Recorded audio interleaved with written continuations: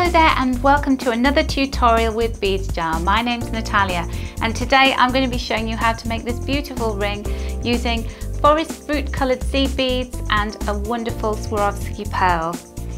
So let's have a look and see how you can go about making this beautiful project.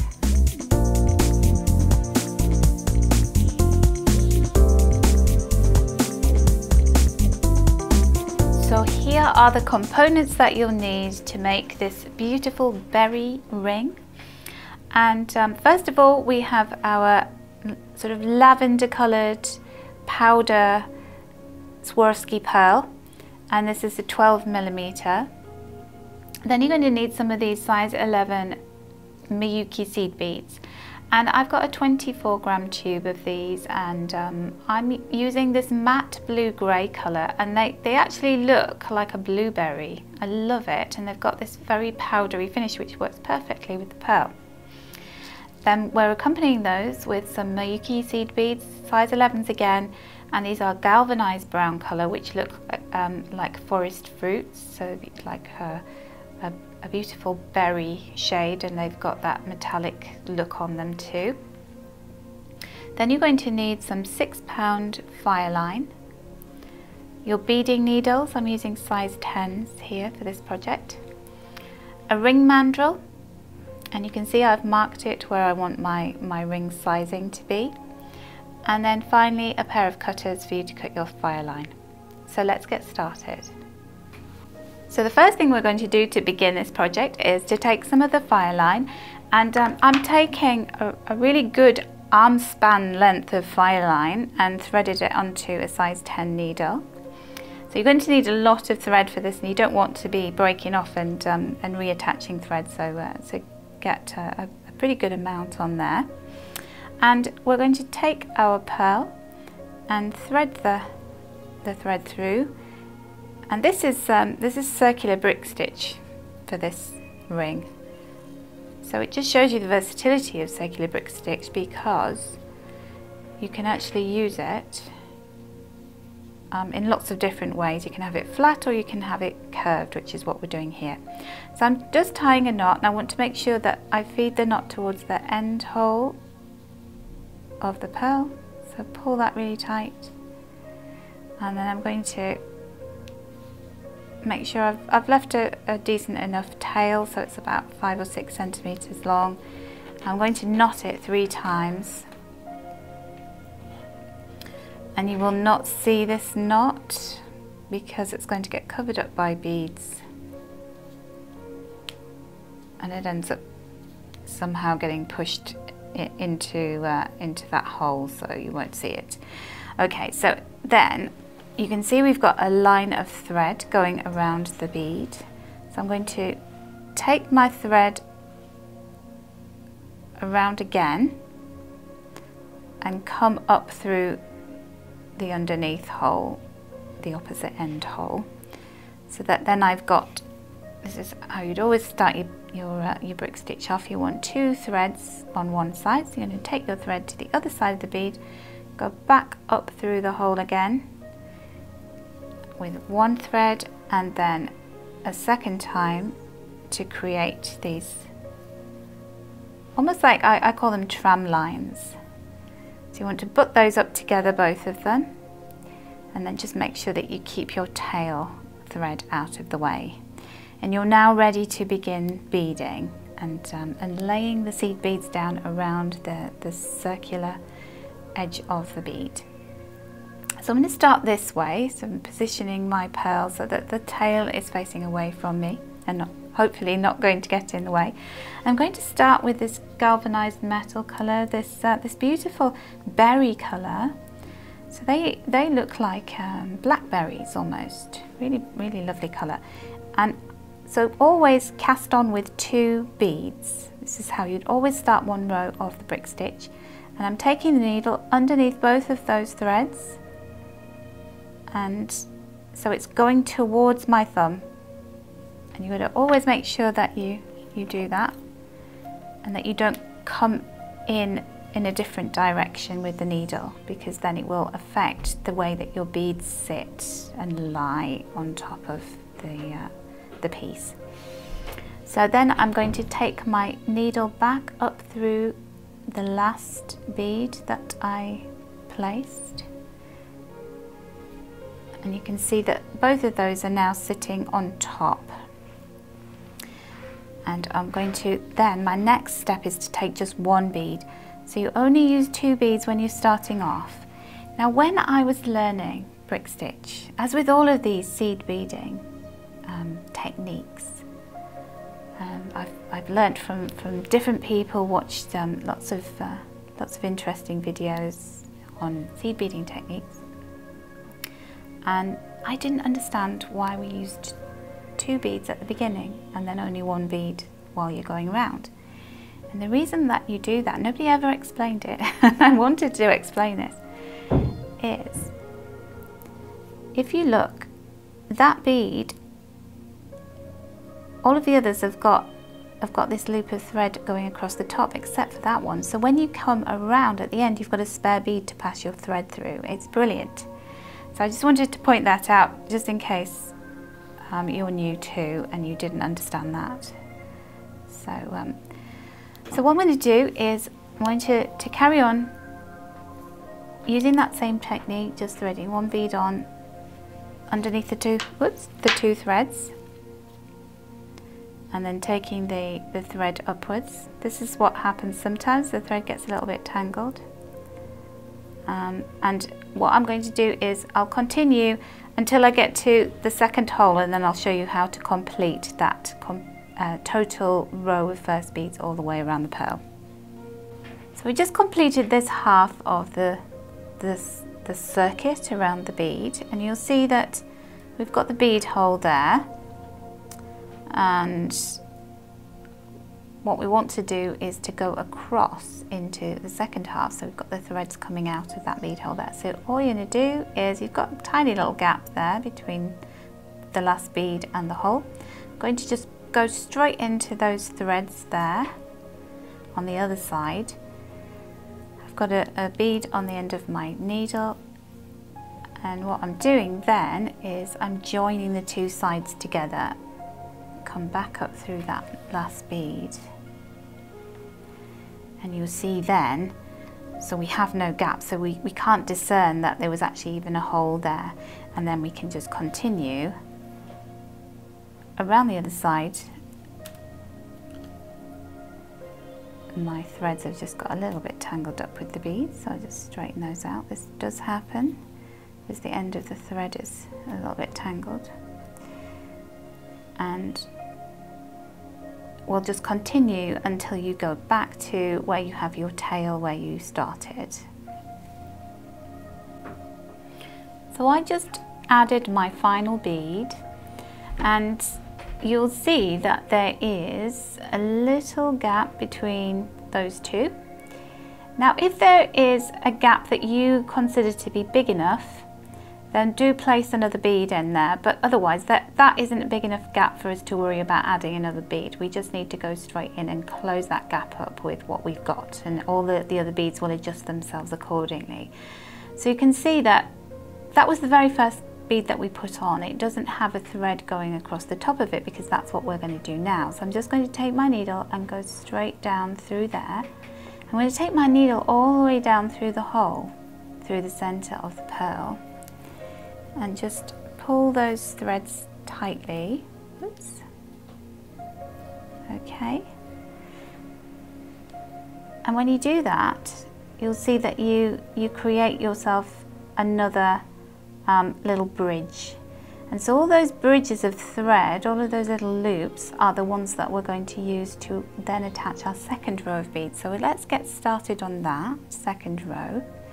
So in this design, what I've done is I've started at the center of the piece by adding 2 rows of this lovely blackberry color.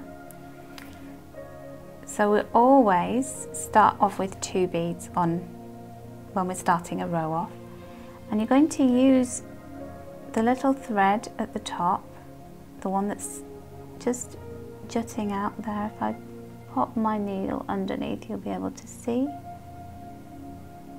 And that is what we'll use to start anchoring our beads onto the second row. So one of the things I need to tell you about when you're doing this is tension. Okay, so to pull everything really tight, because the tighter you pull it, what will happen is that the ring will bend, and that's what we want. We want it to be curved. So when you pull it tight, you get this this really great tension that creates that curved shape. So I'm going to go back up through the last bead that I added.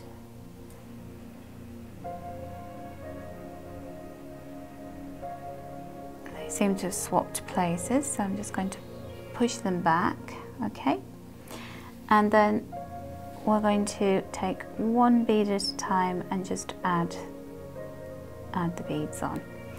Now I'm going to take you around a few times, even though I'm just doing the same stitch, just going under towards my finger, adding a bead on,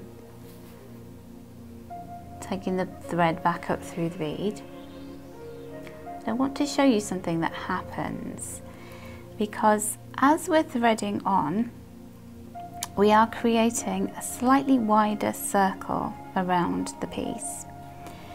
And so you're not going to get an absolutely perfect alignment with each of these loops. You're going to end up where you have a little space.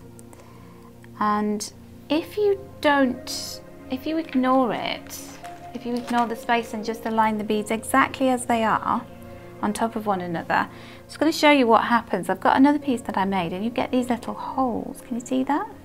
So this is one that I made just to deliberately show you that if you don't add in an extra bead every now and then, you'll get holes, and we don't want that. So for example here, instead of me taking the thread over there, there's going to be quite a gap, a considerable gap, and that will create a hole. So I'm just going to go with the thread that's directly next to me, take it under,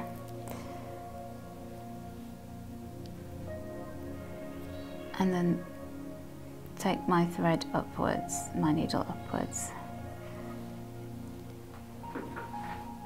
My bead's gone behind. And then what you'll find that you'll do in the process of doing that, using your judgment, that every so often that you'll just be adding in an extra bead, and that will start to widen the circle. So I hope that makes sense. So we're okay now. We can just go with the thread that's there because it's immediately next to it. But wherever it feels like there's a little bit bigger than average gap, use your own judgment and go with the little piece of thread that is directly next to the bead that you're beading.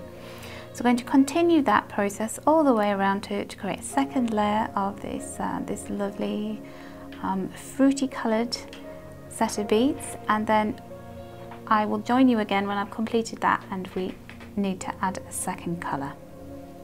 So I finished that row off, and you can see we've got no holes. It's all really tightly, beautifully placed there. We've managed to expand it slightly, and we're ready to add in another row of beads. And this time you're going to add 2 rows of this beautiful blueberry coloured, so this is bluey grey.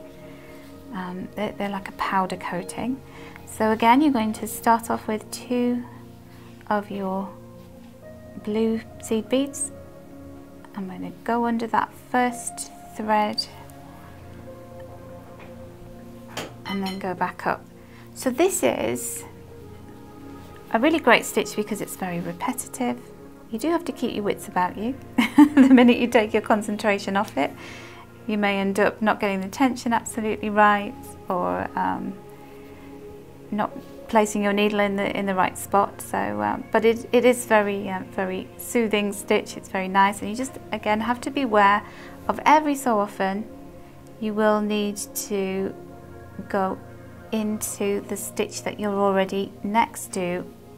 Like here, I'm not going to go in there. I'm going to add a stitch under that part, okay, because there's too much of a gap. So we're going to run that stitch all the way around twice more, and then we're going to add in a final row of those lovely, almost like literally the same colour, the ones that we used at the beginning. So 2 rows of the blueberry colour and 2 rows of the galvanized brown colour, and then we will have our ring part complete. So meet me back here when I've done that. Okay, so now we have completed our circle. We've got all of those colours in place, and our ring, front of our ring is ready. We just need to show you how to finish off. So my piece of thread has emerged here, and what I'm going to do is just to pass the thread down through the next bead and then take it down through some of the other beads, just to make sure that it's nice and secure, because what we don't want is the ring to fall apart. And the very best way of doing that is just taking it along through the back, and just pushing my needle out through the back, and then, whoops, this is where thread gets caught on anything that's got a corner. And then I'm going to just take it back through a few of the beads, and when I'm happy that I've really securely got it attached, I'm going to snip the thread off, and then we are going to make the shank of the ring. So now you've completed all of the circles on the ring. Every part of the front of the ring is finished. We've got this nice curved shape because we had the tension really tight. And what you want to do is to make sure that your thread is coming out of just a little bit lower than the middle of the ring, because this is where you're going to leave your thread to attach the shank of the ring, which is what we're going to make next. Okay, so leave your thread there with your needle, and we will attach those to the end of the shank. So now we're going to make the shank of the ring. Just going to do it in this lovely berry colour, and I'm going to take a stop bead. So I'm just going to thread that onto the end of my piece of thread and a needle. I'm using about ½ meter of thread, and I'm just going to pass back through, pass back through the stop bead just to create a loop, and then I'm just going to tie a knot in that. Just keep it, try and do that again. These are the simplest things that don't often work out, isn't it? So tie a knot in there. It would help if I actually tied the knot around the bead. Do that. And just keep that in place there. Okay, so we're going to do a simple peyote stitch to create the ring shank. And so I'm going to thread 4 of these little beads onto my thread. So take those down to the end. Don't worry about the stop bead, it will get absorbed into the ring at some point. So then I'm just going to take one of the metallic coloured beads, and I'm just going to take it under the second bead. Okay, so that is going onto the second bead. This gets a little bit tricky at the beginning, so just bear with me as we do this. And you want them all lining up together. Now, if you use Delica beads, they're square, and you can see this a lot more easily, but it's going to look like little bricks in the wall, basically some of them sticking up. So I'm going to take another bead and then just ignore the stop bead. Oops. And you're going to take your needle through the second from last bead and then pull tight. Okay, so you start to see that you've got like this little bits sticking up. So I'm going to turn that around So it's facing this way, so we're going to go in this direction now. So I'm going to take a bead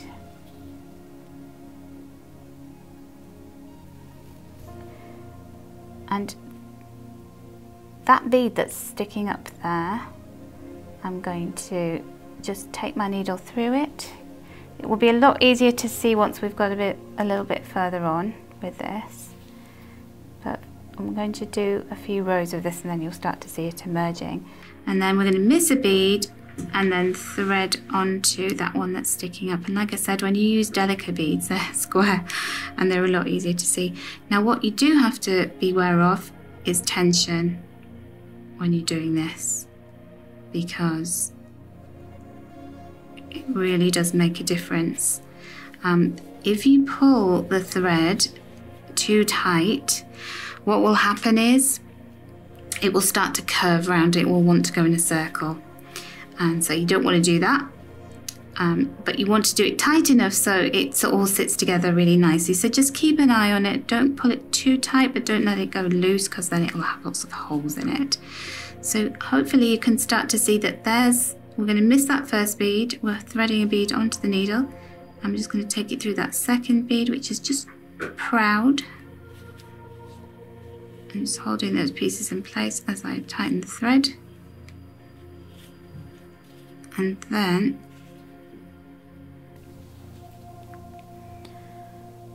so what we're going to do is just keep turning the piece around,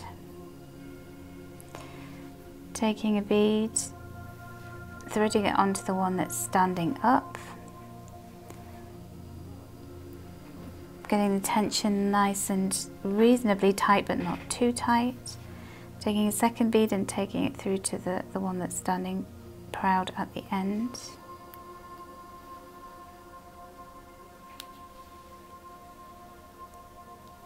And then turn the piece around again. So what you'll start to see is we're building up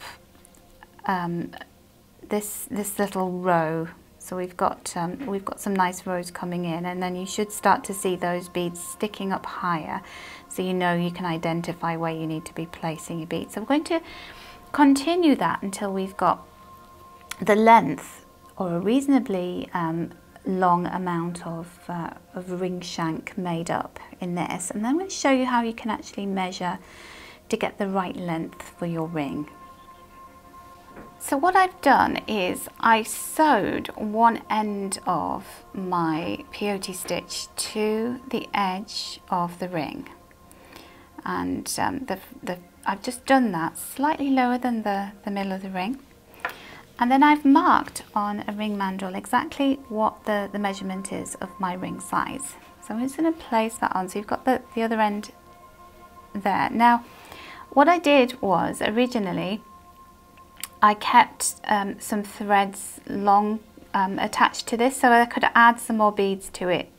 So once you feel as though you've got the reasonably within the right kind of length of the shank of the ring, just wrap this around the mandrel. It's a lot easier if you've actually sewed one end of it to the ring, because let me tell you, if you try and do it independently, it just doesn't work. And if anybody knows a better way, then do suggest it in the comments below, please. So then you're just going to wrap that around, and you're meeting the other end of the ring, as you can see, and that is just the perfect distance.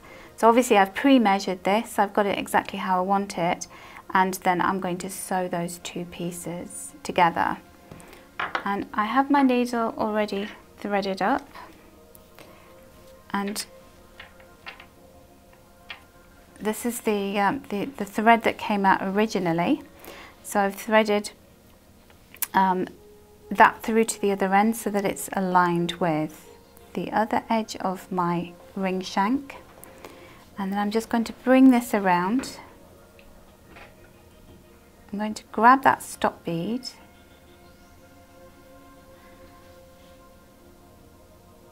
and just pass my needle through it, and then make sure that I am going up through, oh sorry, down around through the bead that I want to pass it into. So you're just going to measure. So So that one.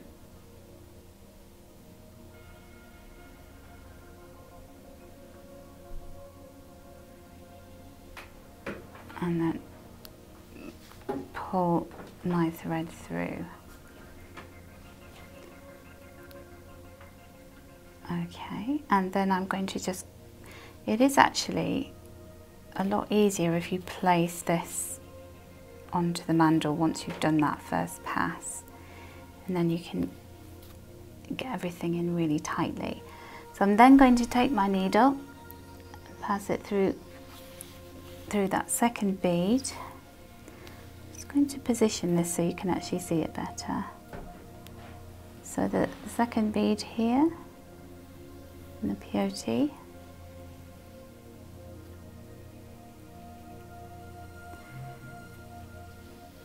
get that tighter onto the mandrel, and then take it up through the second bead that is alongside the first one on the ring shank, on the ring front that I did originally. This is a little bit fiddly and tricky, especially when I'm trying to film it. So take your time with this part because you want to get it absolutely right. Just pull that tail out of the way. I'm going to take my thread then through the other bead at the bottom, pull it tight.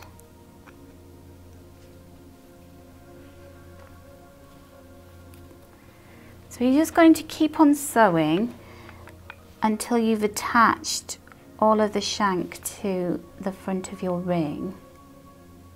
Just taking the edge of that last row of beads that's on the front of the ring and taking your needle back through those beads on the shank to really get it securely fastened